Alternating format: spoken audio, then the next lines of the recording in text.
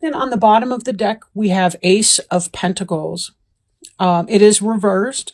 Now, in the upright, the Ace of Pentacles can be about health, wealth, financial success, the beginnings of a new financial enterprise, like a business, being an entrepreneur, setting forth something new. In the reverse, this could be that it's not happening, that there's a delay in that, or that whatever business venture that you were trying to do was not taking off the ground, either at all or as quickly as you wanted it to. We will need to see what the additional cards are having to say in order to get a sense of that. But yeah, let's take a look at those others and see if we can kind of relate those back to the Ace of Pentacles.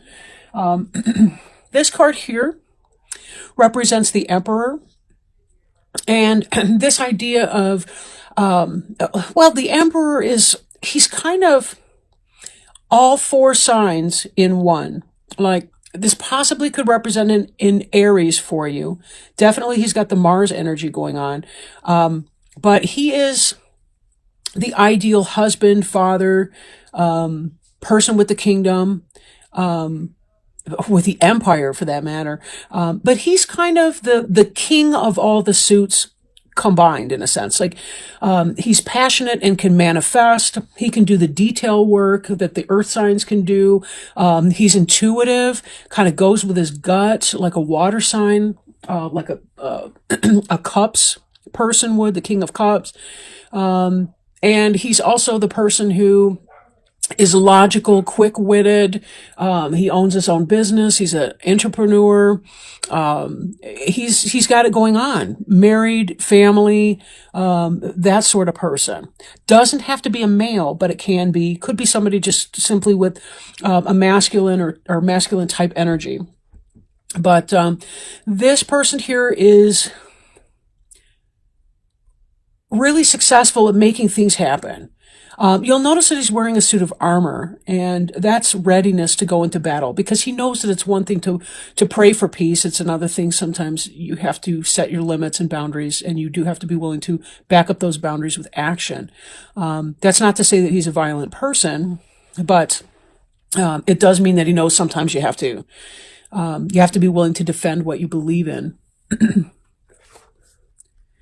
Now, this card here is the Karma card. So there's a sense of putting forward either good or bad karma and hoping to reap the benefit of that.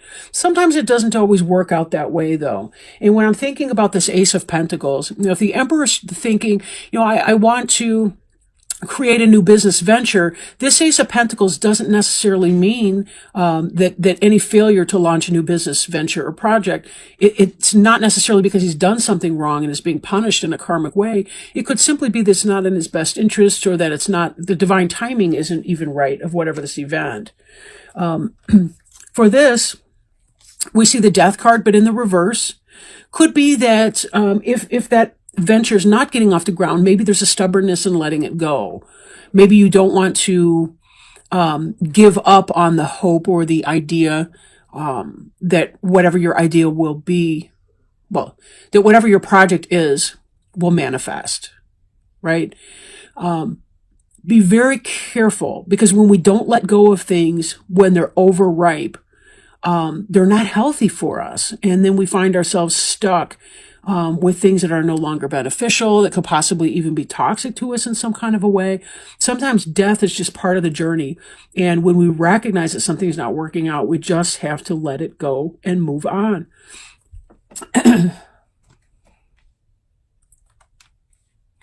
Now, in your day-to-day, again, we see a pentacle in reverse. The Page of Pentacles is holding up this big coin. Pentacles are the most stable energy in the deck. I could make an argument, though, for the Emperor or the Empress. But this is the Earth suit. And so, of course, it's very grounded, very stable. The Page is about a communication of something to do with health or money. But in the reverse like that, It could be, again, tied to this. Maybe there's some ill health that's going on with you or someone around you. Or it could be that whatever this job offer or business proposition was that you were hoping to get to, not happening. Or it's delayed in happening. Let me put it that way. Right?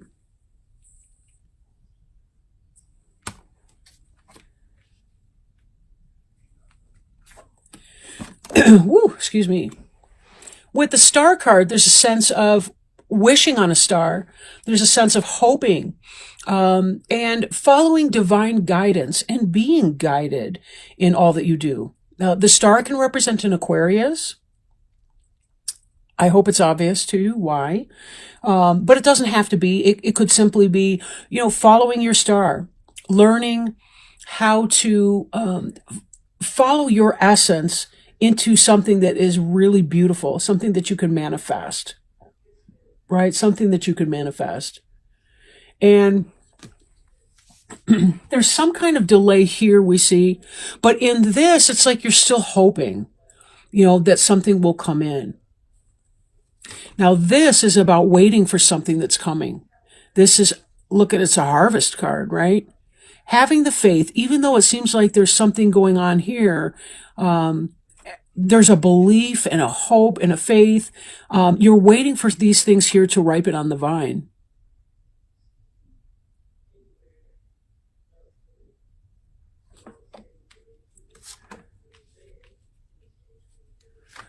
We have here the Temperance card in the reverse.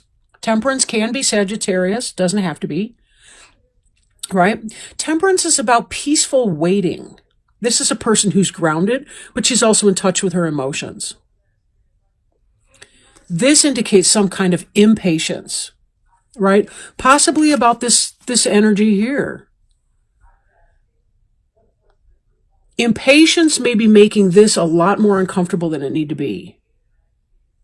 This waiting for whatever this material thing that you want. Because if we really look at this, with the Seven of Pentacles, what's this guy doing here but leaning on his hoe and waiting? That's really all you can do. Like in this, he's planted the seeds, he's done all the prep work, he's tilled the soil, he's planted the plant, nutrients, watered the soil, all the rest of it. But there's just so much we have to do to be able to wait here. How impatient we are in waiting. That's up to us. It's up to us. That's a hard lesson to learn too, because sometimes we want it now. Well, we may not be able to manifest that right now. There's a process to everything. We can't hurry that up.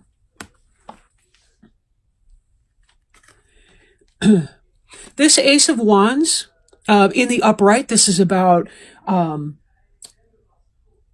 passion converted into action, right? Having an idea that you feel passionate about, and turning it into action. This can be sexual passion. This can be trying to manifest a business or some kind of I don't know, it could be your Etsy site or whatever it is that you're trying to do, right? Now, in the reverse, this can indicate a delay or that you're struggling to get it off the ground. And do I have to even say it? It ties back with this. There's a delay or a difficulty in getting this project off the ground. Doesn't mean it won't happen, because you do have this. This harvest looks like something's going to go on, unless there's a killing frost or an external force that happens to that, which we don't really know. In fact, I can't really get a sense of that from this reading, whether or not that's the case. This Queen of Swords here, air sign, Gemini, such as yourself, or Libra, Aquarius person. She's kind of guarded, she's got the come here, stay kind of thing going on, like her sword's raised. And her hand is open, but it's like, yeah, come here, but not too close, right? She's an intellectual, very smart, wise, cunning individual. She knows when to cut something out and when to move on with it. So this could be part of it. You're waiting for this to come in, but if it doesn't, you may be willing to just walk away from that. If your project doesn't come to be, you may be able to accept that. If this Queen of Swords is you. If not, could be somebody near you or in your environment, a fellow air sign, somebody like that. But part of knowing when to let go of something and when to hold on and hope for that. There's that kind of sense in there. And this, let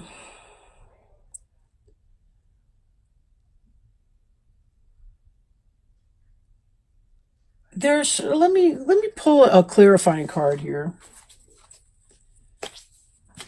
I kind of want more information, honestly, about the Queen of Swords.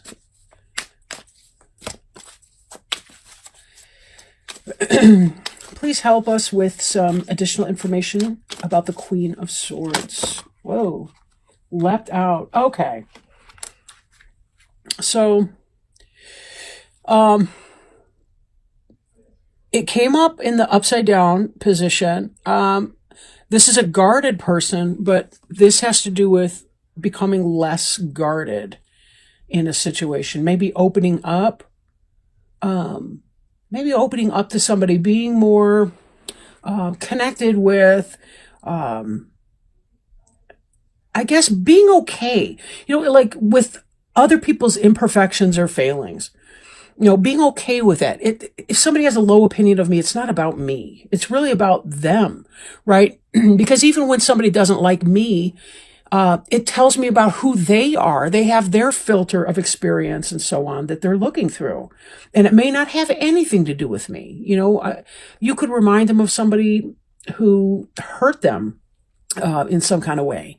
But this queen here, when you bring the two together, this is about, she's learning how to be more open and less guarded in situations in her life, taking chances, right? She's following this star here and allowing it to guide her and to be okay with whatever the outcome of that is. Whatever bears fruit for her or doesn't bear fruit, she's going to be okay with that. This is part of this karmic lesson of the Temperance card here. There's a sense of wanting to be okay with life on life's terms and being able to relax into that and not overly stress that. The right step for you is the next step. There's no other step out there that's in the right order that's going to work out for you, except for that. So it's, something really to bear in mind there. You can only do the next step. Now, I am shuffling a card for you. It is from the Sacred Traveler deck. I do want to show you the box because it's really pretty. And my friend just got back from Arizona on vacation and bought this deck for me while there. And how cool is that? Unbeknownst to my friend, this was on my Amazon wish list. But beautiful cards, and I really, really like working with it. Just in the few readings that I've done, it seems to go hand in glove here with the Witch's Tarot deck, which is awesome as far as Oracle support cards. So let's see if maybe Spirit can help us, please, with some guidance, help, wisdom, next steps, best options for Gemini. Okay, rejuvenating rain. Clear the past, heal the present. Physical and emotional healing is occurring. There's a cleansing and clearing of old emotional wounds, and even a release of past life limitations is happening. All is forgiven. Absolve yourself. Forgive others their transgressions against you. It's time to let it all go. The Sacred Traveler wants you to know, in order for new growth to occur, the old must be cleared away. This card indicates a time of clearing out what doesn't serve and support you. It can also indicate clutter clearing. If you don't love it or use it, most likely it's clutter. Physical clutter can be indicative of emotional clutter. It's time to release it and allow the cleansing metaphoric energy of the rain to purify and cleanse you in the deepest way. This is also a great time to go on a cleansing fast to clear out your body, while old emotions and challenges are clearing out your energy field. Use water for cleansing your energy field. Stand in a cold shower. Swim in the sea. Run in the rain. Just to add a little onto that, I was also advised by a spiritual healer, a light worker, to use sea salt yeah, to use sea salt in cleansing my aura, especially from residue from other individuals, their energy that might kind of pick up on us as we're doing our work throughout the day. So that might be another option. But that's really so beautiful. And